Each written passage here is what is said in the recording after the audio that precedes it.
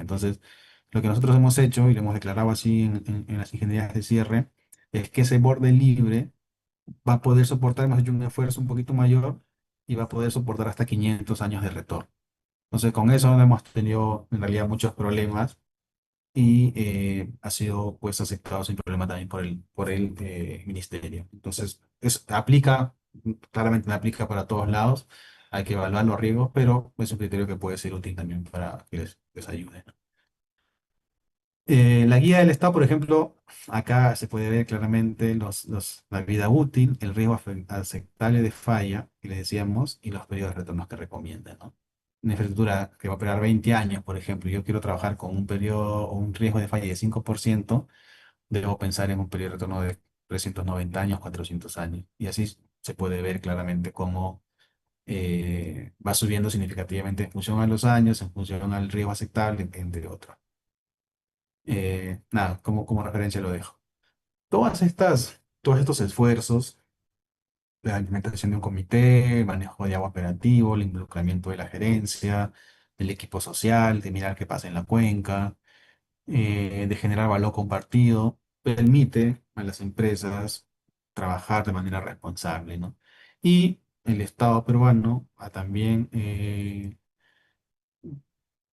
digamos, incentivado estas buenas prácticas a través de la Autoridad Nacional del Agua, que ya existe en el país, seguramente lo han visto, el certificado azul. El certificado azul es una excelente iniciativa de la Autoridad Nacional del Agua que busca reconocer aquellas empresas que tienen, digamos, un buen desempeño hídrico. No solamente en sus operaciones, sino la peculiaridad de este programa es que mira cómo gestionas en la operación, pero también se enfoca mucho en cómo generas valor hacia la cuenta. Entonces son 6 pasos bastante sencillos en realidad, pero lo que hay que un poco demostrar o el esfuerzo está en cómo generamos valor, ¿no? Tanto para el proyecto como para lo que la autoridad denomina valor compartido. Entonces, en este proyecto muestra, por ejemplo, qué tipo de proyectos se pueden presentar, son de diferente tipo. Dentro de una operación puede ser desde reducción de consumo de agua en campamento hasta este proyecto que nos pareció súper interesante y así postulamos, que nació además del área de operaciones mina, ya en el marco del comité, que era optimizar el proceso de minado con el objetivo de optimizar también el desaguado. Y se tuvo una reducción de 700.000 metros cúbicos de bombeo como desaguado y que claramente pues se quede en el acuífero y que beneficia aguas abajo, ¿no? Aparte de un ahorro, etcétera.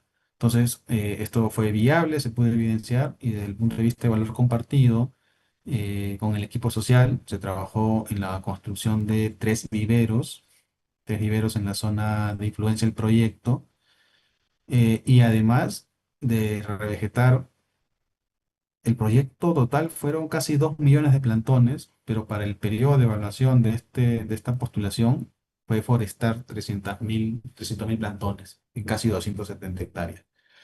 Entonces, una vez que tú presentas el proyecto, luego del cronograma que presentas, viene un representante de la Nacional del Agua, verifica que lo hayas implementado y verifica también que hayan personas que se hayan beneficiado de esto, tanto en ambos proyectos, y te reconoce, pues te otorga, y a través de una resolución, el certificado, ¿no? El certificado azul, le llaman, que es una premiación y todo, pero más allá de eso, lo que evidencia y motiva es que las empresas mineras no se queden mirando lo que ocurre solamente en la operación, ¿no? Como decíamos, hacer algo más, ¿no? En la cuenca, sobre todo.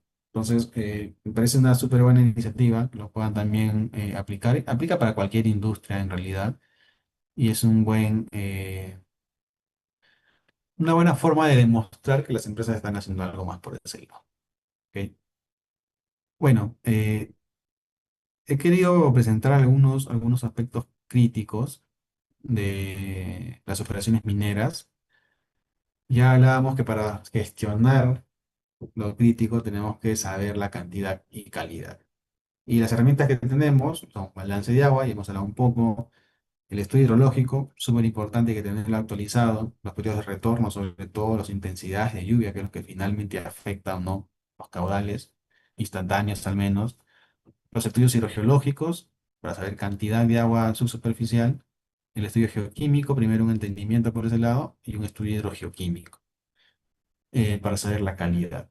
Entonces, en cuanto a balance de agua, algunos ejemplos de cómo algunas operaciones tienen sus registros súper sencillos. Algunos días una base de datos en Excel, pero es importante saber cuáles son los flujos, los direccionamientos, las capacidades de las pozas, las capacidades de bombeo, etcétera. Lo voy a mostrar rápido.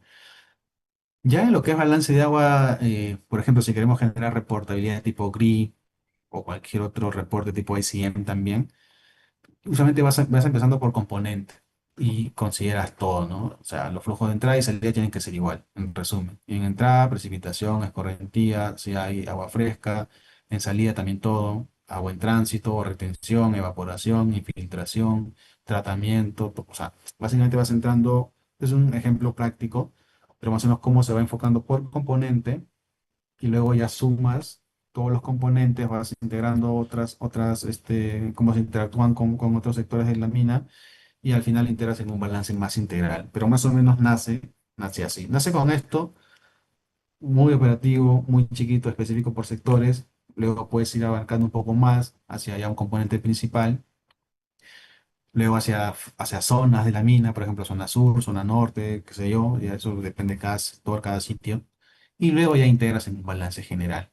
Y este esquema de balance se incorpora en Golsi, que es básicamente lo que está acá, operativamente. Tú tienes que representarlo en Golsi y Golsi ya respeta todas esas reglas operativas, ¿no? Por ejemplo, si yo bombeo una cosa y cuando está a un 50% tiene que bombear a otra, eso Golsi lo puede representar sencillamente. Y lo que hace es que corre dinámicamente, es decir, como si fuera una mina, tal cual, representa lo más parecido posible. ¿Qué arroja Golsi? Estos escenarios, tal cual. Como les decía, para cada percentil, ¿no? En este caso está para el percentil desde el 2 percentil hasta el percentil 98. Y se puede ver ahí, ¿no? La línea negra es percentil 50 y te puede decir los escenarios en los que vas a tener que gestionar más adelante, ¿no? Por ejemplo, acá se puede ver claramente que para el año, en este caso el modelo se corrió casi el 23 y para el 24 los flujos iban a subir ligeramente hasta 100, casi 130 litros y así sucesivamente. Entonces ya tú con este input puedes plantear algunas cuestiones. ¿Tengo capacidad en la planta para tratar 130 litros el próximo año? Sí, no. Entonces, ¿qué hacemos? O ponemos más pozas, o ponemos más raincoat, o tenemos que remediar, hacer cierre progresivo en algún sector para que ingrese menos aguas de contacto en algunos sectores. Entonces, así funciona Golsin de manera práctica para explicar. Por el lado de la hidrogeología, es poco una ciencia totalmente distinta, también son estudios muy especializados, pero nosotros como ingenieros ambientales tenemos que conocer cómo funciona, cuál es su filosofía y sobre todo para qué nos sirve. Entonces la hidrogeología lo que hace es estudiar cómo se mueve el agua en calidad y cantidad también, en algunos aspectos, debajo de la superficie, tal cual. Porque cuando yo abro un tajo, un socavón, voy a interactuar con el subsuelo y en algunas ocasiones voy a tener que interactuar con el agua. Entonces es importante saber por dónde va, cuál es su flujo, a qué profundidad está el agua, etcétera. Los modelos su lógica de formulación son sencillos, muy parecidos. Si alguien ha visto algún modelo, por ejemplo, de dispersión de calidad de aire, son casi similares entre la topografía, sino que en el de calidad de aire entra un poco el estudio de la atmósfera, de la parte aérea. En este caso lo que estudias es el subsuelo, tipo de roca, la geología, la permeabilidad, transmisibilidad, pero siempre entra la topografía un poco para ver el tema de la cuenca. Una cosa que sí se debe tener en cuenta es que el agua superficial drena según la cuenca, eso está claro. Y el agua subsuperficial casi siempre o siempre va a tener un comportamiento similar a través de cuencas, siempre. O sea, es difícil que el agua, incluso subsuperficial, pase de una cuenca a otra. Es muy difícil, tendría que haber una falla muy pronunciada o una estratigrafía compleja que usualmente no se da. Entonces, con ese entendimiento, es mucho más sencillo ver cómo se formulan, cómo se comprenden, cómo se diseñan, digamos, estos estudios, ¿no?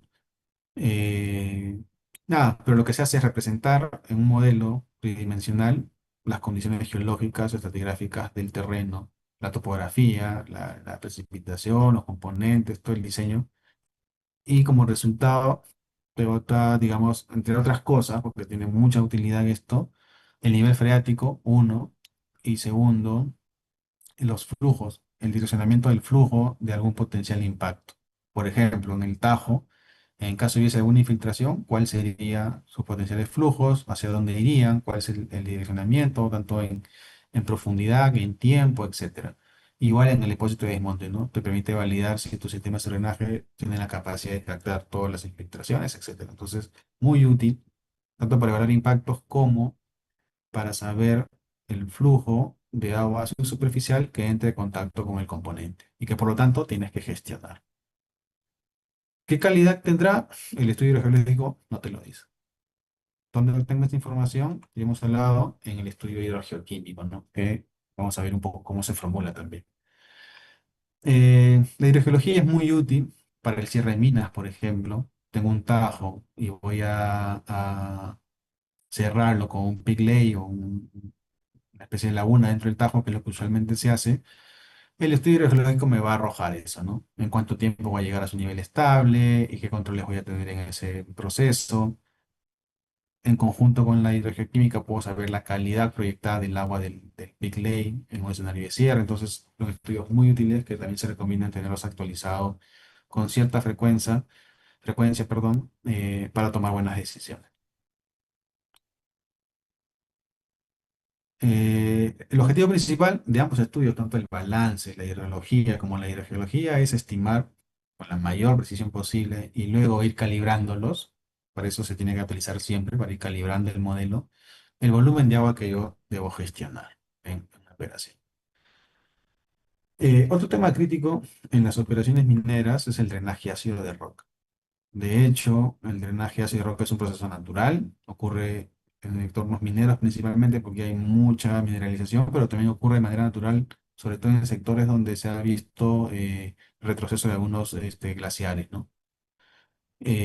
Por ejemplo, aquí en el Perú hay algunos sectores donde se ha visto, sobre todo en Ancash. Acá se puede ver mucha información de cómo el cambio climático por el retroceso de algunos glaciares está generando la exposición de algunos minerales que generan drenaje ácido. Es decir, no necesariamente se da por la mina. Son condiciones que pueden ser naturales, pero que sí es cierto que la mina, si no lo controlas bien, se puede complicar. Entonces, cuando inicia una operación, la incertidumbre es enorme. Hay muchos caminos que esto se pueda evolucionar, digamos, que no conocemos. Entonces, ¿qué hay que hacer? Estudiar bien, ¿no? Para eso sirve las líneas base, etcétera, de los estudios ambientales. Y importante también caracterizar la parte geoquímica. Se considera, según la guía técnica del MINEN, que el drenaje ácido de minas es una de las principales responsabilidades ambiental que afronta la minería actualmente, ¿no? Tanto financiera, inclusive también. Es uno de los principales retos o temas críticos que podrían generar que un proyecto minero se desarrolle, continúe su operación o que se paralice. Entonces es súper clave entender cómo funciona. Para que se genere agua ácida de mina, bastan tres elementos en una primera etapa. Sulfuros o roca con sulfuros, pues es pirita u otro, principalmente pirita, la verdad.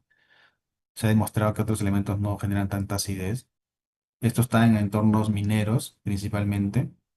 Agua de la lluvia y oxígeno del ambiente, de la atmósfera. Entonces, cuando estos tres componentes entran en contacto, se genera drenaje ácido, ¿no? A través de la generación de ácido sulfúrico, básicamente. Entonces, ¿por qué no se genera normalmente? Porque este elemento, el sulfuro, la roca, está en el subsuelo. Entonces, cuando inicias una operación minera, extraes el tajo, el socavón, materiales que han estado encapsulados, digamos, naturalmente, es ahí donde se expone a la generación de drenaje ácido. El drenaje ácido es peligroso porque, primero, baja el pH del agua y, segundo, diluye o disuelve todos los elementos minerales que están en las rocas pues, colindantes, ¿no? Es decir, la carga metálica, hierro, manganeso, aluminio, plomo, zinc, todo lo que se imagina que hay cerca de un yacimiento minero, que ya de por sí es mineralizado, el drenaje ácido lo va, en resumen, lo va a digestar y lo va pues a volver biodisponible, ¿no? En el agua. Y eso genera pues algunas coloraciones de este tipo, ¿no? Aguas, por ejemplo, con cobre, aguas con hierro, y carga metálica que genera pues preocupación en el entorno. Una variación en las condiciones naturales y que además tiene carga metálica. En una mina se ve así, principalmente la tirita va a generar este hierro, porque viene acompañada con el hierro y ahí arrastra un proceso pues, de dilución de varios elementos, ¿no? El pH puede llegar hasta 1 con aguas hiperácidas y ahí sí el proceso también es mucho más complejo, ¿no? Hay otras fuentes de generación, que son ya la oxidación o la precipitación de minerales secundarios, pero se genera ya proceso más lento y en etapas secundarias, ¿no? Que aportan también mineralización. Por eso cuando se inicia el proceso de generación de agua ácida, ya se dice, se puede decir que puede durarte por vida. O sea, por muchísimos años, y controlarlo luego se ve un poco más complicado. Por eso el principio principal está en la prevención. Hay tres etapas, es importante saber, en la generación de drenaje ácido. La primera etapa es la que explicábamos, pirita, agua y oxígeno, elementos naturales. Cuando entra hasta la segunda etapa, poco sigue manteniendo ese criterio, pero es un poco más veloz el proceso, la cinética es más rápida. Pero ya cuando entra en etapa 3, ¿cómo saber que está en etapa 3 cuando el pH está por debajo de 3? Ya cuando el pH está por debajo de 3 es casi seguro que el proceso esté en una etapa 3. ¿Y cuál es la diferencia o la desventaja de que un proceso llegue a etapa 3? Es que ocurren dos cosas interesantes. Primero, ya no se necesita oxígeno para generar drenaje ácido, sino que la oxidación del hierro, del azufre viene por el hierro más 3, que de hecho es hasta 8 veces más peligroso que el oxígeno. Como se puede ver, inicialmente el oxígeno genera dos iones hidronios y el hierro más 3, que es un elemento muy oxidante, genera 16 iones hidrógeno. Entonces es casi 8 veces más fuerte la generación. Aparte de que en etapa 3 ya también hay actividad microbiana. Y esa actividad microbiana acelera la cinética de generación de agua ácida, ¿no? Y cada vez es más compleja, y la carga metálica va aumentando significativamente. Y con eso también aumenta la necesidad de agua de la planta o el consumo de residuos del tratamiento es muy complicado. Y una se realiza después pues es inviable ocurre porque por ejemplo en química, ¿no? De una etapa como esta, así es incontrolable el costo del tratamiento es muy alto y ese riesgo siempre es una empresa. Entonces, hay que saber, eso ha cambiado, pero poco a poco podemos entender eso. Entonces, nosotros solo tenemos una relación para la capa de manipulación en etapa 1 o 2 máximo. eh, y mitigar, digamos, ese riesgo que va a hacer. ¿Se puede hacer? Por supuesto, vamos a ver algunas ideas. No es lo mismo, vamos a hablar rápido. Eh, con la venta de herramientas de predicción de la energía rápido, si yo llevo una mina y una mina que estoy operando, no tengo información química, ¿cómo puedo entender el proceso? Hay varios métodos. Los ensayos, hay estáticos, hay cinéticos, corto plazo, largo plazo, para 6 meses de trabajo. Pero sí ayuda un poco a tratar cómo vamos a hacer ese funcionamiento. El criterio sencillo, el que más se inicia, digamos, es el porcentaje de azúcar como que es el que realmente genera el ácido en algunas las vidas. Bueno, pues vamos a tener unas consultas, si no, un mail puntual, 5 minutos y continuamos, por favor.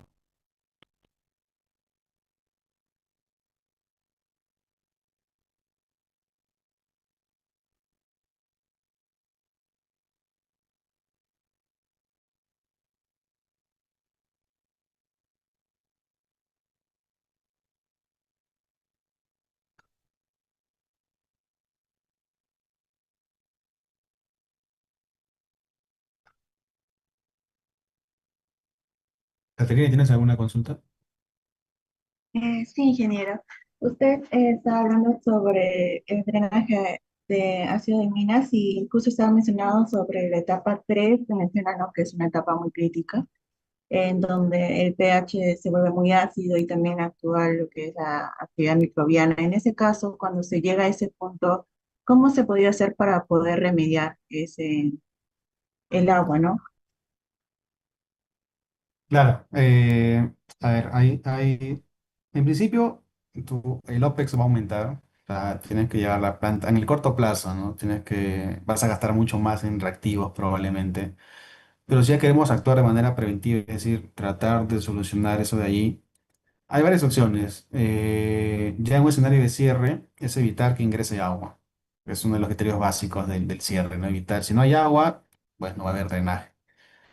Pero si eso es difícil de controlar, como ocurre en algunos sectores donde el agua proviene del subsuelo, más bien porque hay un aporte del sistema de subdrenaje, si hay investigación, yo tengo alguna información, no le he puesto acá ya porque no iba a alcanzar el tiempo, pero si alguno de ustedes tiene o quiere seguir profundizando en esto, yo les puedo compartir información, me escriben ahí en interno al final está mi número también en la BPT, que siempre es bueno compartir este tipo de información.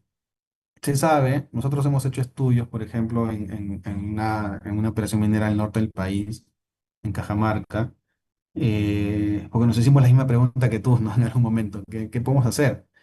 Entonces, estas bacterias principalmente son del tipo gran negativo.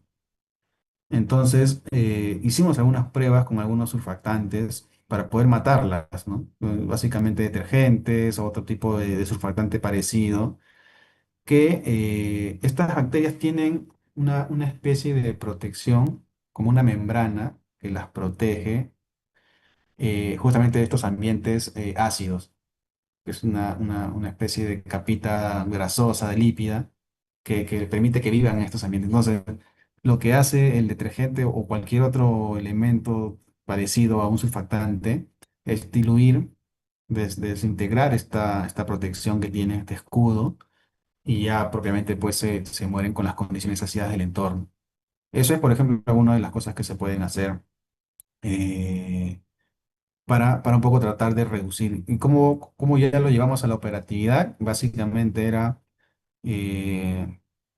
inyectar agua con algunas pruebas o concentraciones de estos surfactantes, ¿no? De hecho, ayudó bastante. Se fue viendo una reducción en algunos procesos, pero sí es un proceso bien lento y que quedó siempre la duda, porque ya yo cambié de trabajo, no he podido saber cómo quedó finalmente, pero siempre quedó la duda respecto a qué ocurre si yo dejo de inyectar detergente, porque tampoco es una solución sostenible estar haciéndolo todo el tiempo, ¿no? Entonces, sí se pudo llegar a una conclusión rápida en ese momento de que a lo mejor en un proceso de cierre podrías implementar o si tú ya sabes que el yacimiento es muy agresivo en cuanto a porcentaje de azufre y en tu balance de materiales no tienes suficiente material NAG para eh, encapsular, digamos, todo el material generador, ya en el proceso de apilamiento puedes ir colocando algunas capas de cal y algunas capas también de surfactante para retrasar ese proceso. Y en el peor de los casos, si ya lo tienes, aplicar surfactante por un periodo de tiempo hasta que ejecute las medidas de cierre y con las medidas de cierre evitar el ingreso de agua, ¿no? Incluso evaluamos también algunos tecnosoles, seguramente han escuchado un poco los tecnosoles, que tenían la propiedad de ser reductores o tenían la propiedad también de ir aplicando estos surfactantes en el largo plazo, ¿no? Un poco más de largo plazo, ya de manera pasiva, digamos. Entonces, más o menos eso es lo que avanzamos. Tengo un poco de información, te la puedo compartir con unos ensayos, algunas justificaciones. Y nada, eso es un poco lo que al menos me ha tocado ver y experimentar por ese lado, ¿no? Ingeniero, creo que Víctor Castaño tiene una pregunta. Sí, sí, Víctor. Sí, hola ingeniero, ¿cómo está? Justamente hablando de este tema, ¿no? que estaban comentando, eh, yo también, bueno, estaba en un trabajo de investigación acerca de estas bacterias, ¿no?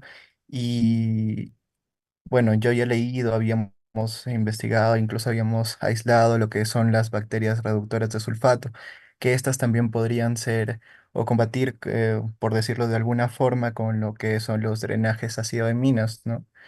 Y no sé si, o sea, si habrán en minas aplicado lo que es la biorremediación precisamente y no tanto lo que son componentes químicos, sino más bien componentes orgánicos para combatir esto. Sí, sí, no, de hecho, a ver, somos un país efectivamente de mineros, siempre lo hemos dicho, creo que nos llena de orgullo, pero cuando entramos a problemas críticos, hay mucho esfuerzo, la verdad, hay bastante esfuerzo, en todos lados se está investigando, hace poco hubo un congreso de cierre, seguro que algunos de ustedes pudieron ir. Hay estudios muy robustos en Antamina, hay estudios muy robustos también en Yanacocha, en Pierina, que están en cierre. Pierina es una mina de Barrick, una de las minas, las primeras minas grandes que están en cierre en el país. Pero siempre hay una cosa clara que tenemos todos, ¿no? Que todavía falta mucho camino por recorrer. Y eso es bueno y malo, ¿no? Bueno porque nos permite ser muy creativos, seguir investigando. Siempre es bueno el benchmarking, viajar a otras operaciones, a otros países. Eso nutre mucho. Y lo que tú comentas es cierto, ¿no? ¿Cómo se genera el drenaje ácido? Creo que ahí está la clave. Agua, claramente. Material sulfurado y un ambiente oxidante. En un principio oxígeno y luego el hierro más 3, ¿no? Que es producto mismo de la generación de agua ácida. Cualquier otra situación o cualquier control que bloquee uno de estos va a servir. En este caso, como tú bien mencionas, las bacterias reductoras justamente buscan eliminar ese ambiente oxidante, ¿no? Y funciona mucho, por ejemplo, en tratamientos pasivos sobre todo. eh, pero tiene igual sus riesgos, ¿no? Tiene sus riesgos que hay que asegurar, por ejemplo, que no entre oxígeno por ningún lado, con un volumen de agua, una capa de agua o un sistema muy sellado. Pero ahí está. Todo lo que tú mencionas, lo que tú has dicho, o sea, se viene investigando, se viene practicando. Eh, Hay también un buen amigo me estaba comentando hace poco que en el proceso de tratamiento de agua se generan unos complejos, ¿no? Unos lodos, mismo de la neutralización, una especie de yesos, ya, no sé, sí creo que lo he puesto acá. La pirita va evolucionando. Cada vez que se genera acidez, la pirita se va convirtiendo en otros elementos, como la jarosita, la ciumacita, y termina finalmente en goetita. Y la goetita es como que la última parte, o el último mineral que se forma de la pirita, a través de varios procesos ya de oxidación, generación de acidez, etcétera. La goetita es casi estable. Es casi estable, es como un cuarzo, ya no genera acidez, pero para que llegue a eso, pues tiene que consumirse y generar mucho drenaje, ¿no? O sea, son varios miles de años o millones inclusive. Entonces, él explicaba, por ejemplo, que cuando se genera drenaje o cuando se trata el agua ácida, se generan algunos minerales o una especie de complejo que son muy parecidos o que hacen, si los riegas, por ejemplo, en un depósito de desmonte, o los incorporas en un depósito de desmonte en algunos sectores más críticos, tienen la facilidad, no de convertir la perita en goetita, pero como que bloquea estos minerales y ya no generan drenaje ácido. Entonces hay mucha investigación, se sigue haciendo. Seguramente ustedes cuando continúen en su vida laboral van a tener que hacer investigación. Yo les sugiero que la publiquen. Una de las limitantes que tenemos en Perú, a pesar de que se hacen muchas de estas cosas, no nos gusta publicar papers u otro. Creo que en los últimos años está cambiando un poco lo que incentiva también la SUNEDU, no sé con qué éxito, pero eso nos falta. Entonces, el pedido, en todo caso, la reflexión es que todo lo que ustedes hagan y lo que se practique en el sector pueda ser publicado, pueda ser discutido, puedan participar, también compartir esa información en los congresos, talleres, etcétera, que puedan haber, ¿no? Pero es totalmente válido lo que mencionas, por ese lado con la batería reductora.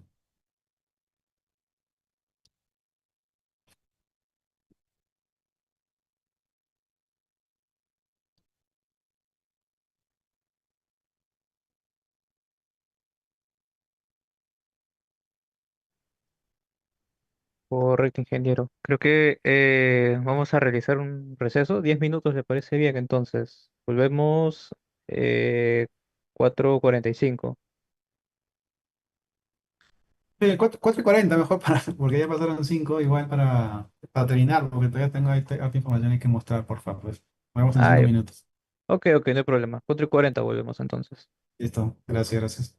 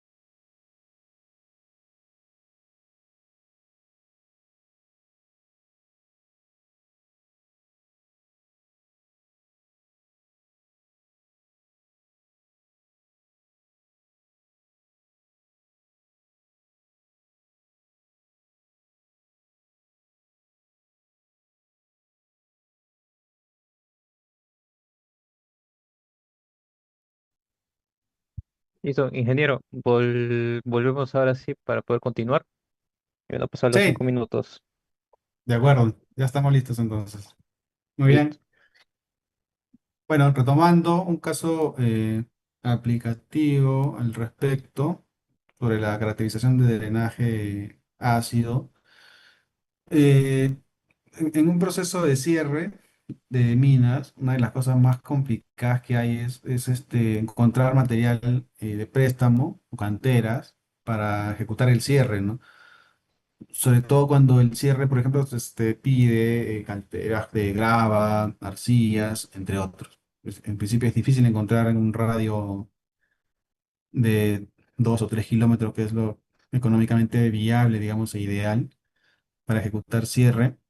Y cuando encuentras, muchas veces la geoquímica, porque igual como estás cerca a un entorno minero, a una mineralización, digamos, usualmente siempre va a haber pues algunos elementos que podrían dificultar este proceso de búsqueda. Y ahí entran varios estudios, varias variables. Eh, Recomiendo también hacer siempre un estudio de fondo químico natural. No es un estudio que lo pide la norma, pero es un estudio muy útil que sirve para sustentar al Estado peruano, a las autoridades, de cuáles son los objetivos de cierre, por ejemplo, ¿no? Si tú no tienes un estudio de fondo químico que a lo mejor te puede favorecer desde el punto de vista geológico, es decir, en un entorno minero, siempre van a haber algunos elementos naturales, ¿no? Incluso antes de la mina. O lo que se denomina fondo. ¿Cuál es la diferencia entre fondo químico natural y una línea base? Es que la línea base sí considera algunos aspectos antropogénicos, por ejemplo, ¿no? Antropogénicos. Y el fondo químico natural no, es solamente el aporte de naturaleza a las condiciones de un entorno específico. Entonces, si tú no tienes este estudio, el gobierno te va a exigir casi siempre cumplir ECA o ECA, principalmente en un escenario de cierre. Difícilmente un LMP. Y los SECAs en el país, sabemos, primero nacieron a través de un apoyo internacional canadiense, sobre todo, entonces tiene algunos valores muy, muy por debajo respecto a la geología del país, ¿no? Para unos elementos como manganeso, sulfatos, entre otros. Entonces, el estudio de fondo químico es muy útil, yo lo recomiendo porque permite definir mejor los objetivos de cierre. Por ejemplo, ya no cumplir ECA, cumplir fondo químico. Es un estudio muy bueno, muy recomendado y que permite además ampliar la oportunidad de búsqueda de algunas canteras, ¿no? O material de préstamo. En este caso, por ejemplo, estábamos estudiando una cantera. Lo usual que se hace para la búsqueda de canteras es juntarse siempre con el equipo de geólogos. Ellos conocen toda la geología, las familias, etcétera, de los minerales que están cerca y los que conocen dónde puede haber o no canteras. Entonces, el primer barrido, en lugar de buscar, digamos, un consultor externo, es buscar al equipo de geólogos de la mina. Y si son los de exploración, mejor. Entonces te reúnes con ellos, conversas sobre qué materiales tienen potencial de ser grava o arcilla o cualquier otra cosa que necesites para el cierre. Estamos hablando de un cierre, digamos, convencional. Y ellos te van a un poco orientar. Luego de eso ya puedes buscar un consultor, que te ayude un poco a caracterizar mejor, cuantificar, dimensionar estas canteras y también por ahí sustentar la parte geoquímica, ¿no? Porque por mejor cantera que haya en potencia y todo, si es generador de acidez, nadie te lo va a aceptar. Entonces, ese fue el ejercicio. Encontramos una cantera de algunos materiales de préstamo y queríamos tener el sustento geoquímico. Entonces, ¿qué encontró el consultor, ¿no? Con los test ABA, por ejemplo?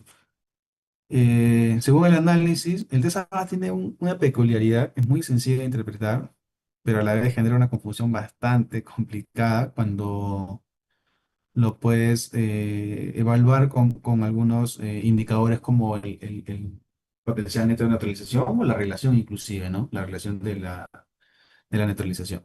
Entonces, como pueden ver ahí ustedes en comentarios, el consultor, que además, un poco lo que me llamó la atención, que era gente muy preparada, universidades, con maestrías en algunos países extranjeros, con bastante experiencia en mina. Y leí la conclusión, la última columna a la derecha, pueden ver el comentario que dice posible generador o generador de acidez. ¿no? Como conclusión, digamos, de la evaluación de estas canteras. Y básicamente se basaban por el pH en pasta un poco, pero más que nada también por el potencial neto de neutralización, que como pueden ver en el cuadro de abajo es negativo. Entonces ellos concluían que la cantera no se podía usar. Pero ahí entra un poco ya la experiencia del geoquímico o de nosotros como ingenieros ambientales, que igual hay que conocer un poco estos aspectos, siempre se respetan las especialidades, pero igual tenemos que entender algunos conceptos mínimos de estos criterios. Entonces, para que se genere drenaje ácido, tiene que haber sulfuro, o azufre como sulfuro, ¿ah? No azufre total, no sulfato, no azufre como sulfuro. Y la mayoría de guías internacionales u otros mencionan que si es menor a 0,1%, la generación de agua ácida va a ser improbable, bueno, y va a depender de otras cosas, pero usualmente va a ser difícil. Y el potencial neto de la televisión a veces se distorsiona porque básicamente está también relacionado a la concentración de algunos elementos, pues, tipo carbonatos, ¿no? Que generan justamente esa neutralización. Entonces, si no hay carbonato, usualmente sale negativo o cerca a cero. Y eso genera confusión a veces en la interpretación, pero hay que ir un poco más allá, ¿no? Con un buen estudio de fondo químico y sobre todo con la concentración del azufre como sulfuro, sobre todo, podemos nosotros revertir esa situación y demostrar al gobierno, al Estado, a las autoridades, de que efectivamente puedo utilizar esa cantera, ¿no? Y no tener que, pues, buscar otro material más lejano, o incluso en algunos sectores se puede ver que hasta se compra material a un costo que realmente hace inviable cualquier escenario de cierre de minas, ¿no? O de construcción también, porque a veces usas canteras para diques, batrix, entre otros. Entonces, este caso práctico me llamó mucho la atención, siempre lo comparto porque permite entender o sustentar incluso ante una recomendación adversa, digamos, de un consultor, poder utilizar esta cantera y sobre todo, repito, demostrar al gobierno que se puede utilizar basándonos básicamente en el contenido del azufre. Entonces, eso fue, y también miramos, claramente si hay más dudas se puede hacer un estudio cinético, pero también miramos el estudio mineralógico, y también nos daba la razón, ¿no? Porque si miramos, por ejemplo, los resultados, ¿qué encontramos? La mayor cantidad, cuarzo, inerte. Goetita, ¿se acuerdan que hablamos de la goetita hace rato? La última etapa casi de la pirita, desde el punto de vista mineralógico. Entonces, si bien es cierto, hay un poco de azufre, pero ya está casi estable. No va a generar acidez, ¿no? Y no hay casi nada de pirita, no hay casi nada de esfalerita, o estos otros minerales que tienen azufre como tal. Entonces, esto, el entendimiento del fondo químico, el estudio mineralógico y otras más, nos permitieron demostrar a la autoridad, en este caso a la de GAM, porque ellos son los que aprueban el cierre, las ingenierías de cierre, que la cantera era totalmente viable de utilizar, ¿no? Que si bien es cierto, el pH podría estar cerca a 6 o 5,5, 5,7, como se puede ver ahí, esto conversaba con el fondo químico natural o el fondo que les comentaba, el fondo químico natural, en niveles de fondo natural, y no había pues ningún problema por ese lado, porque no estábamos generando ningún impacto y todo estaba de acuerdo a ese ecosistema.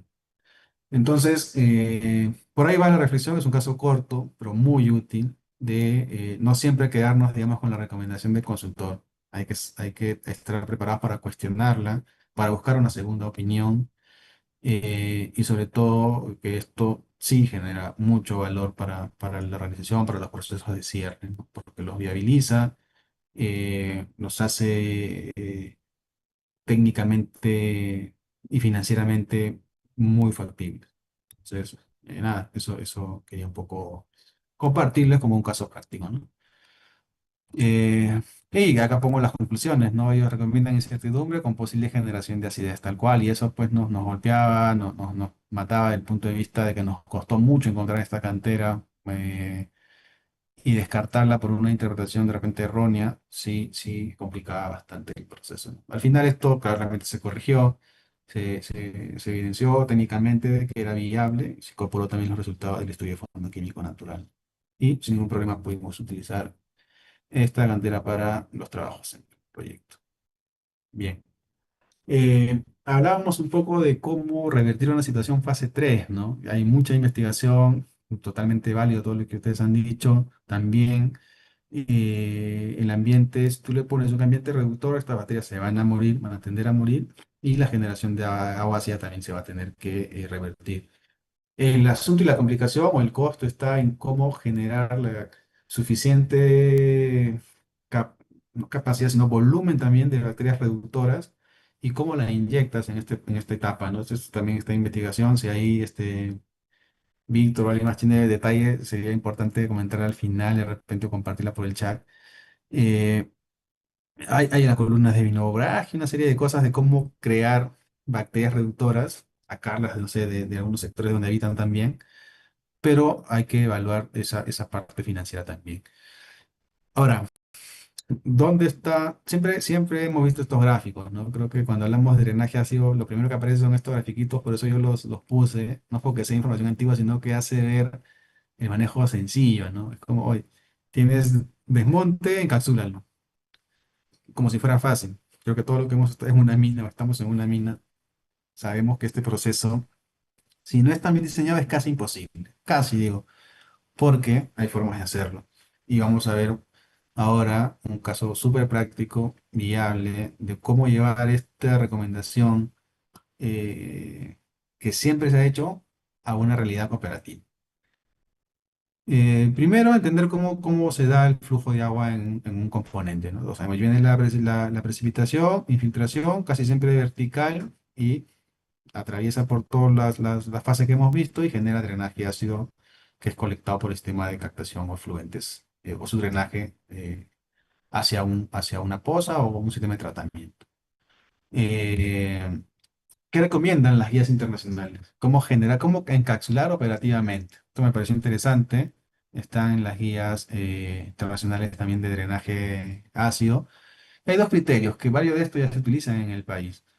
El tema es cómo hacerlo operativo. Es casi lo mismo es encapsular material NAF con material no generador, básicamente, y que además sea competente, porque la idea es que esté en las caras finales del componente, ¿no? Para que no permita, digamos, el ingreso de agua, oxígeno o cualquier otra cosa que, digamos, acelere este proceso. Ahora, ¿cómo llevamos esto a la práctica? Ahí recomiendo muchísimo en realidad, trabajar con el equipo de geología mina. El equipo de geología mina siempre, ellos diseñan la explotación de la mina a través de un modelo de bloques, de los minerales que sea, pues, beneficiaria ahí, no sea cobre, sea oro, cualquier otra cosa que la mina explote. Entonces, lo que nosotros les pedimos, teniendo como base de conocimiento que a partir de 0,1% de azufre se genera acidez, le pedimos algo tan sencillo, ¿no? Genérame un mueble de bloques, pero ya no para el oro, no para los arsénicos o cosas que te generan a ti penalidad, que te interesa saber, sino exclusivamente para azufre. Y a partir de ahí, cambiemos un poco, pues, tampoco fue fácil, no es fácil, la verdad. Imagínense ir al equipo de geólogos, al equipo de mina y decirle, ¿sabes qué? Quiero que, a planeamiento, y decirle, quiero cambiar el plan de minado por un tema geoquímico. O sea, en principio, la respuesta a eso, estás pidiendo, estás loco, no puedo hacer eso, ya tengo un plan aprobado, no se puede, o sea, tengo un plan de producción. Siempre la respuesta va a ser esa, casi siempre, inicialmente. Pero cuando involucras, repito nuevamente, la alta dirección, cuando tienes un espacio donde estos temas se discutan, como el comité de agua, el comité de cierre, y tienes la certeza técnica y los conocimientos técnicos para poder discutir estos aspectos, no le queda otro camino al equipo de planeamiento que abordarlo, que hacerlo. Y al final es lo mismo que hacen siempre, sino que con una variable más. Se modifica el plan de minado, sí, pero el beneficio es muy, muy, muy interesante. Entonces, uno de los principales pasos que le pedimos, repito, fue que hagan un mueble de bloques para azufre. Lo hicieron y para cualquier otro mineral que a ellos les interese. Para eso, con esto sí, con ayuda de un consultor, se definieron unidades geoambientales. Bueno, este es un término que puso el consultor, que es básicamente separar el material del tajo, que al final todo sale del tajo. Desmonte, mineral, relave, lo que sea, todo sale del tajo. Entonces, si entendemos bien cómo funciona el tajo, va a ser mucho más fácil diseñar el plan de apilamiento en el depósito de desmonte, en la reladera, en el pack de liciviación, en cualquier otro ambiente que tengamos para disponer estos elementos o estos residuos. El criterio fue sencillo.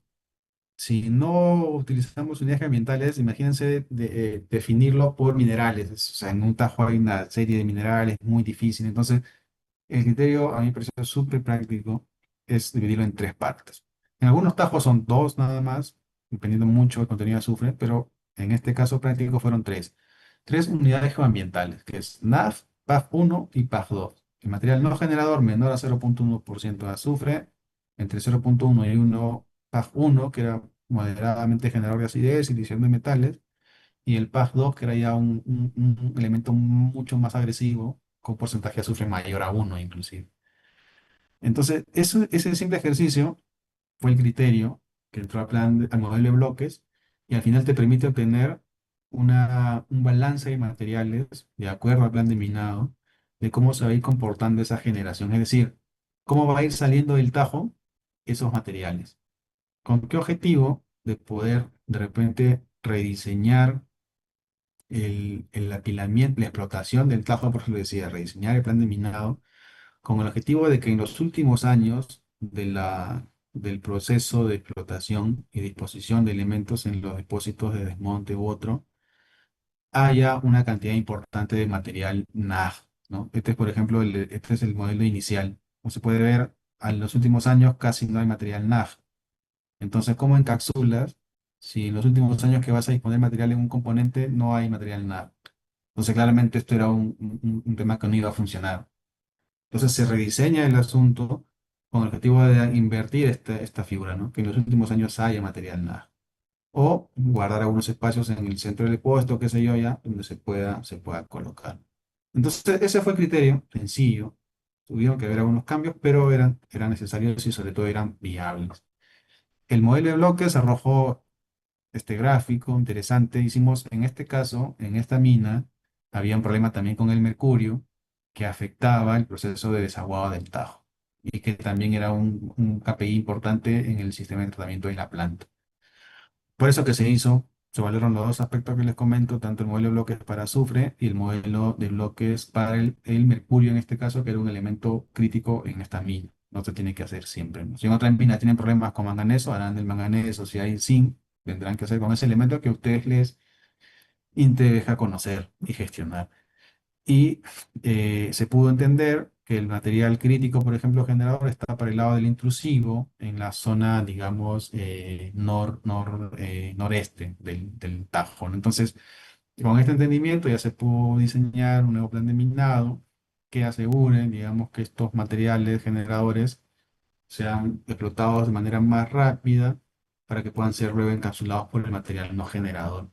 Un poco ese es el criterio, ¿no? No se va a cumplir al 100% probablemente, va a haber un material por ahí, pero ya eso se va gestionando operativamente. Ahora hay que definir todo el volumen. A ver, ¿qué salió? Ya esto por unidades ambientales, por ejemplo, ya las UGAs también se definió, material generador uno, generador 2, NAF. ¿Y qué te arroja todo esto de acá? Te arroja este de acá, un volumen de desmonte. O sea, ¿qué es lo que sale del depósito del Tajo como desmonte mina, que es lo que al final se tiene que gestionar? La cantidad de materiales. Y en función de esto, ya puedes diseñar cómo vas a ir explotando para al menos asegurar, en el caso, por ejemplo, de esta mina, que nos pedía el modelo hidrogeoquímico, que la última cara de las zonas de apilamiento tengan como mínimo 5 metros de material NAF. Con eso, no aseguramos que no se genere agua ácida, pero sí que se mantenga en un nivel de tamponamiento, digamos que es fase 2 como máximo, ¿no? Que hablábamos hace un momento. Fase 2 que se controle por ahí, poner algunos otros controles y ejecutar el cierre lo más rápido que se puede en sectores ya de diseño final para evitar el ingreso de agua y otros elementos. Y además hicimos el cierre con un tecnosol reductor que tenía esa peculiaridad de mientras va infiltrando el agua, genera una infiltración con características reductoras que también empujaba, digamos, a mejorar ese criterio de un ambiente no oxidante, ¿no?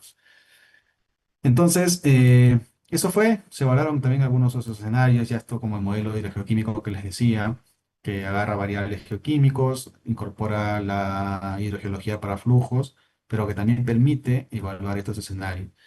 ¿Cuáles eran los escenarios? Primer escenario, sin criterio de estabilidad química, es decir, sin ese manejo de material NAF o PAF. Otro criterio, se asignó una capa de material NAF de 10 metros de potencia. Y otro criterio, se asignó una capa de cobertura, encapsulamiento de medio metro. Es decir, en algunos sectores más críticos, donde no había suficiente material NAG, por ejemplo, se ponía una capa menor y una cobertura alcalina tipo, puede ser un sector que tenga alto contenido de carbonatos, puede ser una lechada de cal, inclusive de los lodos, por ejemplo, que salen de la planta de tratamiento de agua. Esos lodos son muy alcalinos, puede ser, si hay suficiente lodo, en algunos sectores se puede colocar, eso ayuda muchísimo. Parece que hacer un estudio de extracción secuencial para ver que el lodo no se vuelva a disolver, pero se hizo unos pilotajes de eso también o simplemente una capa de cal, que en estas minas de tajo abierto de oro hay bastante porque se usa mucho también en el pack de licidación. Entonces eso se simuló, como pueden ver, todos los escenarios y los resultados fueron realmente interesantes. En el escenario uno sin ningún tipo de control, los pH van por debajo de 3 fase 3 sin problema. En el escenario 2 en algunos sectores tamponamiento mayores de 3 y en algunos otros sectores sí, pero muy superficial, ¿no? Entonces, cuando iban entrando a fases reductoras, el pH tendía a subir en el corto plazo hasta 3, por encima de 3, recordarán 3,5 ya no era fase 3, era fase 2, entonces lo que les decía un poco, ¿no? Y con la capa alcalina, que sí se evaluó para ver un poco cómo funcionaba, pero operativamente no iba a ser viable en todo el componente, pero sí en algunos sectores más críticos. Inclusive se ven pHs en algunos sectores de hasta 6 8, ¿no? Sí en la superficie porque la capa está allí, pero que igual ya se genera una infiltración, pues. Ahora, esto interviene con otros controles, ¿no? Como les decía, la cobertura o el tecnosol alcalino, y otros controles más que se puedan hacer, pero como resultado sí se evidencia un cambio muy notorio, muy notable en las calidades de agua de los componentes como tal, ¿no? Y esto es clave, es 100% prevención, es solamente trabajar con el equipo operativo. Muchas veces se habla, y yo no estoy de acuerdo con eso, de que el equipo de medio ambiente es un área de soporte, ¿no? Mucho se va a escuchar en algunas minas. En realidad lo que tenemos que pelear y ganarnos esa posición es que nosotros somos un equipo que si bien es cierto tenemos unas actividades de soporte como permisos, procesos como EFA, pero también podemos aportar muchísimo a la operación como tal. Y esto de acá es un claro ejemplo de cómo nuestro aporte en el plan de minado, en el modelo de bloques, puede traer beneficios, no solamente en el largo plazo, esto ya desde la etapa de producción, porque hay mucha diferencia y vamos a ver, incluso con algunos metales, con sulfatos pasó lo mismo, una reducción importante y remover sulfato es muy difícil.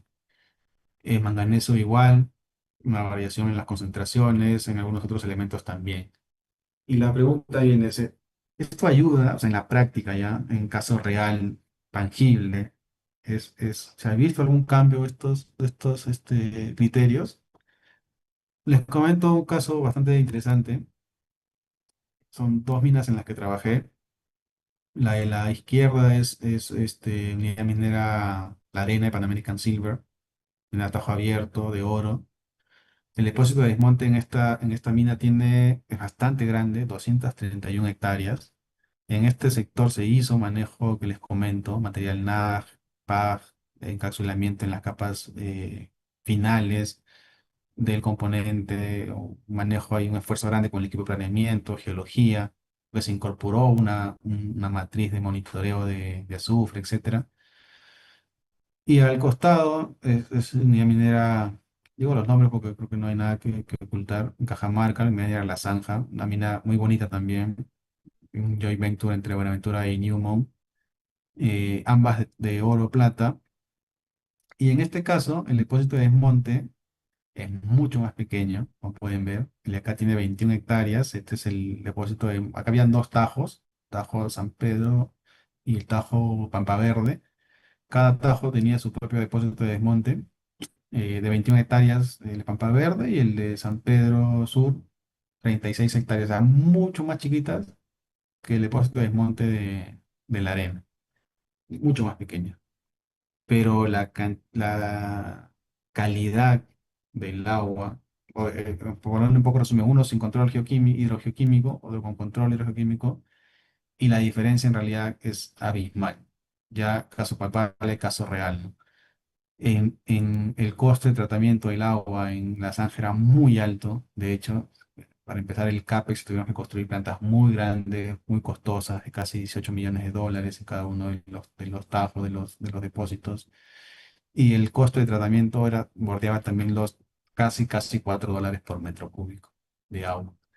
Entonces, la carga metálica era 15.000 ppm de hierro, casi 8.000, 9.000 ppm de cobre, sulfatos estaban volando, había que incorporar en algunos sectores osmosis inversa para el tema de sulfato. Entonces, realmente incorporar criterios de manejo hidrogeoquímico vale la pena. Vale la pena, es un claro ejemplo, pero sí hay que hacer ese esfuerzo, ¿no? Hay que llegar a convencer a la alta dirección, a la gerencia, al equipo de planeamiento, a geología, de hacer un trabajo en conjunto, y ahí suma mucho el comité. El comité, que tener un comité que es un espacio, que tampoco es fácil implementarlo, al inicio no va nadie, la verdad, pero poco a poco cuando ven que funciona y que busca beneficios, todo el mundo va. Ellos mismos convocan el comité, a nosotros nos llamamos. O sea, el asunto se institucionalizó tanto que a veces Operaciones Mina convocaba comité. El equipo de proyectos convocaba comité. Necesito discutir algo, juntémonos.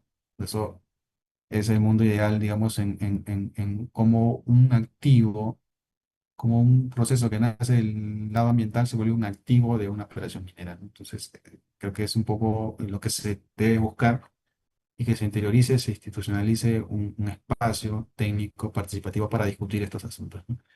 Entonces, nada, este proceso está validado, funciona. Es un claro ejemplo, estoy acá.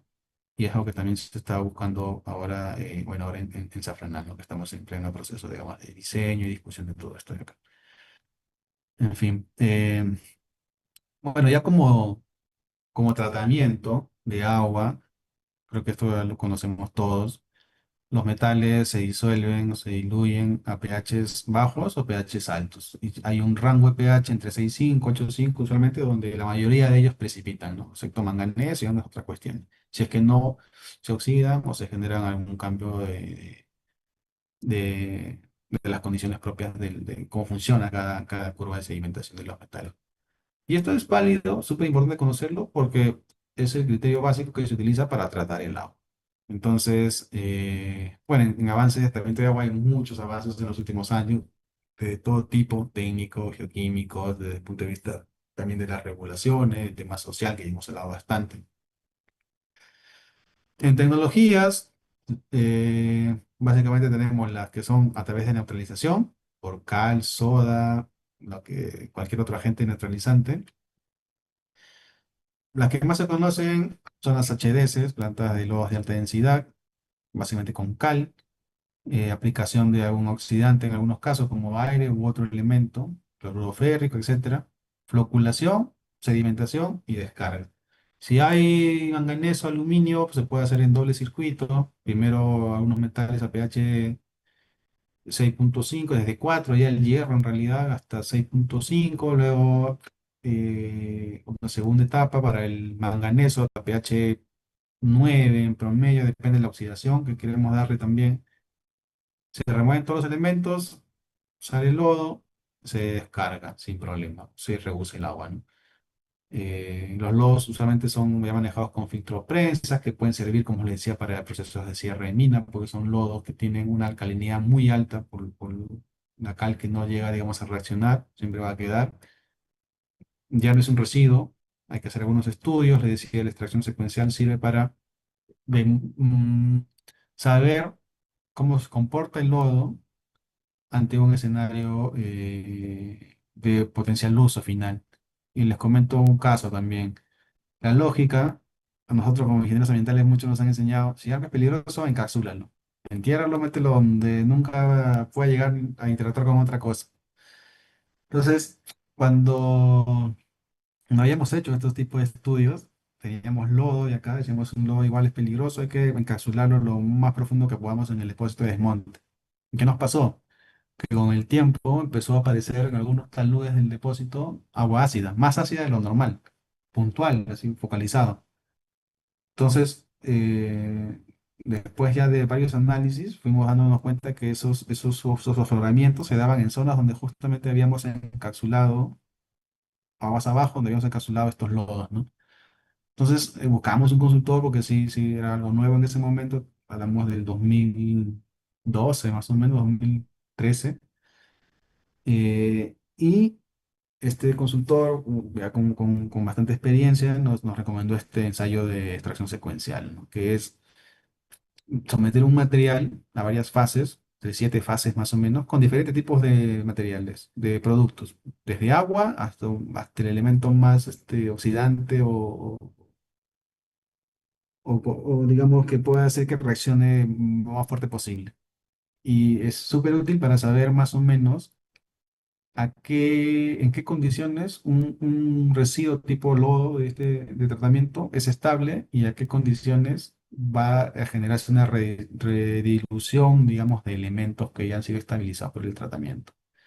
Entonces, ¿qué nos arrojó como conclusión? Que encapsular los lodos no era la mejor opción porque mientras más se infiltraba agua en el depósito, que además acá no había un control geoquímico, se generaba agua ácida y esa agua ácida cuando entraba en contacto con el lodo, rediluía todo y generaba estos afloramientos que les decía. Entonces, para este lodo en específico, lo mejor era mantenerlo lo más cercano posible a la superficie. Y si es en la superficie, no había problema porque daba esa función de cobertura alcalina que les decía que se hizo en los modelos hidrogeoquímicos. Entonces, es importante saber también cómo se va a comportar algún elemento que yo quiero encapsular para saber cuál es la mejor forma de encapsularlo y no generar estos problemas pues, que nosotros vimos en esta operación. Otra forma de tratar agua no se utiliza mucho en el Perú, la verdad. Sí lo he visto en Estados Unidos, en Chile, es precipitación de sulfuros. Casi inverso. Esto de acá tiene una súper buena ventaja. Si bien es cierto, es un poquito más caro que la cal, pero la ventaja es que eh, puede ser selectivo. Es decir, por ejemplo, en la mina que yo les comentaba, que debía 14.000 ppm de cobre, no, perdón, 14.000 de hierro y 8.000 de cobre. En Chile, por ejemplo, ¿qué están haciendo? El tratamiento de agua, todos esos elementos que sacan como sedimentos, es decir, cobre, el hierro, lo recuperan, se vende y ese beneficio paga el tratamiento de agua en un escenario de cierre, por ejemplo. Eso se puede hacer a través de esta tecnología. Es muy selectiva, se puede aprovechar. Es más caro, pero es selectivo. Recuperas metal valioso. Si tienes otro como manganeso o cualquier otra cosa que sirva, lo puedes separar, lo puedes comercializar y en parte paga el tratamiento, digamos, de esas aguas, sobre todo en escenarios donde ya no hay recursos, ¿no? Como es el cierre de minas, por ejemplo. Este es un ejemplo de la planta, es en Estados Unidos. He visto que en Chile también se han hecho algunas. Hay alguna empresa por ahí que también está en el Perú, que está un poco incentivando eso. Todavía no he visto, no conozco al menos. No sé si hay, si alguien conoce, lo puede comentar también, de alguna planta de este tipo aquí en el Perú. Sería bastante, bastante bueno, seguro. También hay tratamientos pasivos. Es un tema bastante interesante. Busca un poco aprovechar los procesos naturales, como físicos, químicos y biológicos, que ayudan a tratar esta agua. Dentro digamos, de la recuperación de un ambiente, hay pues, hasta procesos naturales, ¿no? Se han escuchado sobre la atenuación natural. Ocurre, por ejemplo, en el río Moche, que hablamos al inicio del caso, cerca del yacimiento, la concentración es muy alta y todo, pero ya llegando casi a Trujillo, sin ningún tipo de tratamiento, el agua ya no llega con tanta carga metálica. Eso se denomina, por ejemplo, atenuación natural. Hay algunos ambientes que son mucho más rápidos, o sea, no necesitan recorrer 50 100 kilómetros, sino en 3 4 5 kilómetros ya el agua está casi limpia. Depende también de la carga metálica. Hay algunos ríos de estos en España, he visto, en República Dominicana también. Y eso se denomina atenuación natural. Es un proceso interesante. que Podría estudiarse, por ejemplo, para un caso de cierre en minas. No sé cómo podría aplicarse, pero interesante al menos de evaluar. Luego de eso viene el tratamiento pasivo, que es justamente lo que estamos hablando, y ya luego el tratamiento pasivo, que es lo que hemos visto para láminas atrás. Respecto al tratamiento pasivo, desventajas sirven para flujos muy pequeños, concentraciones también muy pequeñas, básicamente pensados para escenarios de cierre de minas, pero un cierre de minas relativamente exitoso, porque otro tipo de cierre no lo soportaría. Son flujos muy pequeños, etcétera. De esto, conozco también relativamente bien, he diseñado en alguna operación un proyecto, de hecho fue mi tesis también de maestría, está publicada en internet si quieren saber un poco cómo diseñar un sistema, en realidad es bastante sencillo. Lo que sí he puesto acá es un diagrama un poco de decisiones, es como un mapa de decisión de cómo definir qué sistema utilizar en función al tipo de agua que tienes. Un poco es eso. Si tienes un drenaje ácido digamos, no sé, de un socavón que no tiene oxígeno disuelto, vas por un lado. Si es alcalino, vas por acá. Si es ácido, vas por allá. Si tienes oxígeno, agarras uno. Es un poco un mapa de decisiones. Muy útil, la verdad, para diseñar. Usualmente digo, o debería, no solamente implementarse un solo sistema. De lo que yo he revisado, de lo que he estudiado, normalmente deberían diseñarse en serie, ¿no? O sea, vas atacando como primero entras con uno, luego sale de ese sistema, entra otro, y así aseguras, digamos, que realmente sea un sistema pasivo como tal, si no, lo que se vuelve es un sistema mixto, ¿no? Pasivo, pero con un mantenimiento más alto. En cambio, cuando haces como que secuencial, uno primero, el otro después, dura mucho más tiempo y más práctico también. En fin, menciono eso. Al final, sí dejé esta lámina, es un poco el ejercicio que les comentaba. En un proyecto también diseñamos. Fue un proyecto que estuve a cargo justamente de cómo diseñar. Fue un piloto. Siempre la recomendación en un sistema pasivo es iniciar con un piloto. Sería un error lanzarse directo con un diseño definitivo. Y un error digo porque al ser un sistema pasivo que aprovechan los beneficios de la naturaleza, no hay pues bibliografía que represente las condiciones del entorno, del espacio donde quieres hacer ese proyecto. Entonces, ¿cuáles son las ventajas del piloto que te permite calibrar los rendimientos que entran finalmente en el diseño de estos sistemas? Entonces, esto fue un piloto que de hecho parte sí de la literatura, parte de los rendimientos típicos para sectores similares, pero luego tienes que calibrar, tienes que agarrar esos rendimientos y diseñar ya un sistema más grande, definitivo, ¿no? Entonces, acá teníamos un problema, era un depósito de material inadecuado, pH, parece que lo tengo por acá. Ahí diseñamos dos sistemas, uno primero un SAPS, un SAPS que es cuando hay mucha alcalinidad, y luego ya un Wegland, como le digo, fue en serie. Parece que tengo calidad, bueno, no lo tengo acá, pero esta tesis está publicada, fue mi tesis de maestría también, donde están todos los detalles de calidad. Era un flujo menor, agua ligeramente ácida, con un poco de acidez, entonces se debió conveniente utilizar dos sistemas en serie, ¿no? Empezar con un SAPS y luego con un Wegland. Es casi lo mismo, pero uno es casi anaerobio, el otro es aerobio, y en el de acá tiene una cobertura de alcalinidad para justamente reducir ese pH al inicio. Como se puede ver acá, el diseño contempla piedra caliza, bastante piedra caliza. Bueno, lo que arroja el diseño, en este caso fueron 14 metros cúbicos de piedra caliza, un suelo, un sustrato y una cobertura final, ¿no? Y luego de eso pasaba ya al wetland, que también utilizamos algunos recursos pues, propios de la operación, como los de petar, etcétera, ¿no? Entonces funcionó bien. De esta manera obligamos, porque teníamos que obligar a que el agua entre en contacto con la roca caliza. Entonces hicimos un sistema, como se puede ver acá, un tubo así, que hacía que obliga al flujo vertical, etcétera. Cosas que funcionó bien, tuvieron buenos resultados, y fue un buen input para, digamos, que quede como evidencia en los rendimientos hacia un escenario ya de cierre, ¿no? Este proceso inició primero en SAI, el proyecto fue validado por un consultor español, y luego fue revisado y validado también por una consultora, Factore, de Estados Unidos, ¿no? Que también se interesó en el proyecto y nos ayudó de verdad, eh, como lo puedo decir, gratis. Básicamente fue por desarrollar esa información que les hablábamos un poco al inicio, ¿no? Hay mucha información por desarrollar, estamos avanzando, entonces ella, especialista, con Jean Guse, que es también especialista en temas pasivos en geoquímica, eh, demostraron la apertura de poder revisar el expediente y la verdad lo validaron, dijeron que no había ningún inconveniente y que sí le podíamos compartir los resultados, ¿no? Entonces, digamos, estuvo bien diseñado y ha servido mucho a este proyecto.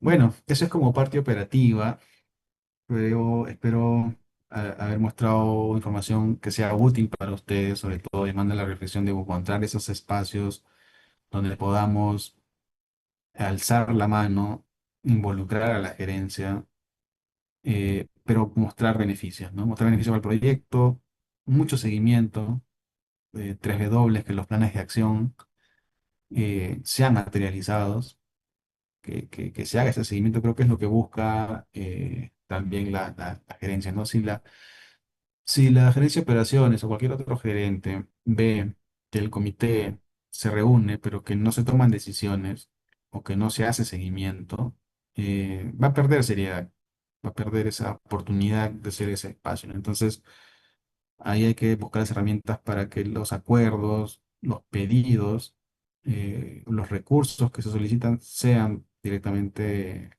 proveídos, digamos, a los miembros del comité, que ese seguimiento y que sobre todo los planes de acción pues se ejecuten. Eso es lo que hace que realmente esto se establezca y funcione bien. Pasando ya al tema de gestión, le voy a mostrar un poco cómo dentro de todo ese proceso, porque todo lo que les mostrado hacia atrás inició, digamos, con un proceso interno y ya luego esta organización vio conveniente, como vio que había una cierta madurez bastante buena en el proyecto, en varios temas, tomó por iniciativa, digamos, implementar un estándar internacional. De estos hay muchos. Saber un poco de ellos, cómo se habló, cómo nació un poco el tema de la sostenibilidad, ¿no? Ahora creo que todo el mundo quiere también saber, conocer, especializarse en sostenibilidad. La sostenibilidad ha ido evolucionando en los últimos años. Eh, también pude desarrollar un poco de esto en el MBA, un poco llevamos algunos cursos de sostenibilidad, nos explicaron un poco también la historia, me llamó mucho la atención, siempre que puedo la comparto, cómo ha evolucionado esto. Inició todo este tema, digamos, según lo que nos explicaron, y también algunas información también, por ejemplo, de Ixos acá, dejarle este gráfico y dice algunos cambios respecto a lo que he entendido, he leído, he podido también investigar. Empezó con la filantropía, que es básicamente, pues, que las empresas eran así, ¿no? Oye, estoy produciendo en un lado, entonces, ¿sabes qué? Tengo recursos, te los doy. Pues te construyo un colegio, te construyo algo, no sé, X. Y yo no tengo, ¿qué es la filantropía? Dar algo y no obtener nada como beneficio, tal cual. O sea, nada de valor, digamos, desde el punto de vista económico, si queremos verlo así, ¿ya? Porque de hecho si obtienes algo, no tienes qué sé yo, un bienestar moral, etcétera, de haber aportado, ayudado a algo. Pero hablando de sostenibilidad, un poco el concepto, espero que se entienda, que no se malinterprete, es que la filantropía, en resumen, era desde el punto de vista financiero, y después voy a explicar por qué financiero, es generar valor para ambos lados, ¿ya? Tanto para el ambiente externo, la comunidad, etcétera, como también para la empresa. Eso es un poco la sostenibilidad. Entonces, la filantropía no era eso, porque generaba valor económico para las partes externas, pero no necesariamente valor económico para la organización. Luego pasó a llamarse responsabilidad social corporativa. No sé si alguno de ustedes todavía escuchaba ese término, ya no se estila usar mucho, pero pasó a ser responsabilidad social corporativa, ¿no? Que ya un poco buscaba de alguna forma mejorar la imagen de la empresa. Si bien es cierto, no tenía recursos directamente, pero sí obtenía justamente eso, ¿no? Que la corporación como tal tenga ese título de tener responsabilidad social, para llamarle de una forma. Unos años después ya cambió, fue evolucionando, evolucionando estos conceptos y salió el famoso ESG, ¿no? Que era ya un poco el desarrollo sostenible, ambientes, social y gobernanza en este caso. ESG, el famoso ESG. De ahí salieron algunos otros indicadores como el GRI, los reportes GRI y otras cuestiones más. Y en los últimos años ya esto ahora se habla mucho de sostenibilidad, ¿no? Y ya un poco ya desde el punto de vista corporativo, se habla mucho de cuál es el propósito de la empresa y si hay empresas con alma o no, que es un poco más profundo incluso, que tiene que ver ya con temas reputacionales, temas de clima laboral, etcétera, pero ya habla de un poco más profundo, la cosa más filosófico, ¿no? Pero todo esto busca un poco la sostenibilidad. Ahora, ¿qué es sostenibilidad? ¿Qué entendemos por sostenibilidad? A veces los ingenieros ambientales nos equivocamos y pensamos que la sostenibilidad solamente es tema ambiental. Y por eso yo quisiera un poco precisar algunos conceptos, si es que por ahí todavía hay algunas dudas o equivocaciones, que es normal, ¿no? Se da mucho, lo he visto. Entonces, la sostenibilidad por el 2003, digamos, era la capacidad de un sistema para mantener e incrementar su valor, salidas. En resumen, cuando te enseñan sostenibilidad, por ejemplo, en un MBA, ¿qué te dicen? Que una empresa no desaparezca nunca. Pocas palabras es eso. Y te ponen el ejemplo, por ejemplo, de Kodak, el ejemplo de Nokia, ¿no? Las empresas no fueron sostenibles porque desaparecieron del mercado. Entonces, la sostenibilidad busca, a través de varios factores, económicos, ambientales, innovación, etcétera, mantenerse a lo largo del tiempo. Eso es un poco el concepto de sostenibilidad como tal, la sostenibilidad, mantenerse vigente a lo largo del tiempo. Aparecieron luego algunos conceptos como el desarrollo sostenible. Ya hace varios años fue actualizado en 2015 también por las Naciones Unidas, que incorporaba la variable pues, económico, la inclusión social y la protección al medio ambiente, ¿no? El famoso desarrollo sostenible, que ya se ha estudiado mucho. Y luego tenemos el término de sostenibilidad minera, que lo habla, por ejemplo, la ICM, ¿no? Eh, entonces, ¿qué es la sostenibilidad minera? Un poco abarca todos estos, integra un poco el concepto de ambos conceptos previos, pero no se queda solamente en sostenibilidad ambiental, sino de sostenibilidad corporativa, sostenibilidad financiera, sostenibilidad operativa, o sea, es decir, que las operaciones sigan, que no haya, por ejemplo, paralizaciones, que no hayan quejas sociales, o sea, todo eso, desde la ética, corrupción, gobernanza, respeto a los derechos humanos, gestión de riesgos, mejora continua, seguridad, salud, desempeño ambiental, todo. O sea, eso es un poco la sostenibilidad minera, abarca todo. Y nosotros, por supuesto, como ingenieros ambientales, aportamos a la sostenibilidad ambiental, ¿no? Que son básicamente pues, el desempeño ambiental, la conservación de la biodiversidad, el cambio climático, la economía circular. Hay esos protocolos también relacionados, específicos de materia ambiental. Pero ya son como, como que apellidos, ¿no? Como adjetivos de, o más que nada apellidos de la sostenibilidad. Pero la sostenibilidad como tal, desde el punto de vista empresarial, digamos, si queremos verlo así, es mantenerse vigente a lo largo del tiempo, ¿ya? Un poco para entrar en esos conceptos. Como sostenibilidad minera, hay bastante, de hecho, hay mucho, hay mucho. Dentro de los más importantes en el sector minero están el ICN, muy buenos protocolos, muy robustos, les recomiendo, si no lo han hecho, leerlos. Todos son muy buenos. Tenemos HMS, hace una minería sostenible, de la Asociación Minera Canadiense. Estos dos son canadienses, son muy buenos los dos. Tenemos el IRMA también, que eh, algunas empresas mineras lo están adoptando. Son un poco más rígidos, no son tan específicos para minería como tal, yo diría, pero sí, sí, se está viendo, en el Perú al menos creo que hay una o dos empresas que lo están utilizando, que yo sepa, no sé si hay más, la verdad, y un poco tampoco puedo afirmarlo. Después tenemos algunos específicos, según commodities, por ejemplo, para el oro tenemos el World Council y los famosos sellos, ¿no? Los Cooper Mark, pueden ser Cooper Mark, hay también para otros elementos como el zinc, me parece, y otros commodities más. Tenemos para el estaño también, el tin, muy, muy específico. Incluso hay para cadenas de suministro, como ya, como le decía, hay perdón, se ha un poco, ha salido de control un poco todos estos protocolos. La buena noticia, la verdad, es que estos señores se han dado cuenta de que eso está generando más que nada confusión o una desgobernanza. Y hace un par de años, entiendo del 2024 más o menos, los principales que son de Coppermine, ICN, HMS o TSM en inglés y the World Council se han asociado, digamos, y están generando un estándar consolidado, que está en revisión. La primera revisión salió en diciembre del 2024, diciembre, noviembre más o menos, salió a recibir comentarios del público en general. Dieron muchos aportes de Perú también, de varios países, algunos como organización. Y entiendo que ya pronto va a salir, digamos, el estándar final, ¿no? Ahorita hay varias publicaciones todavía, ahí les dejo un link más o menos para que puedan igual entrar, ver cómo va, se suscriben e incluso les envían actualizaciones. Está mucho más robusto porque ya incorpora, en principio incorpora los criterios de todos estos estándares y además incorpora los vacíos que tenían estos estándares a través de esta publicación para sugerencias. Entonces, entendemos que va a ser muy bueno el resultado y que va a permitir ya gestionar operaciones mineras pues con un estándar de primer nivel, como se menciona, ¿no? De clase mundial.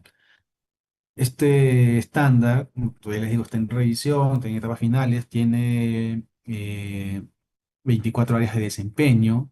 Como les decía, hay todo, integridad, ética, cadena de suministro, derechos humanos, trabajo infantil, ya es todo un tema de sostenibilidad que no solamente es el tema ambiental, como les explicaba, pero también agarra varios temas de sostenibilidad ambiental, ¿no? Entre ellos el 18, que es la gestión responsable del agua, habla mucho de la biodiversidad, que ya viene desde el ICN, TMZ, pero TCM tiene también temas de biodiversidad, muy buenos protocolos, cambio climático, acción climática, relaves, prevención de contaminación, economía y cierre, ¿no? Entonces, está asegurado por ese lado la parte ambiental y seguramente cuando se apruebe va a haber también mucho trabajo para implementarlos, hacer la autoevaluación, las auditorías de por terceros, etcétera. Entonces va a estar bastante bueno esto.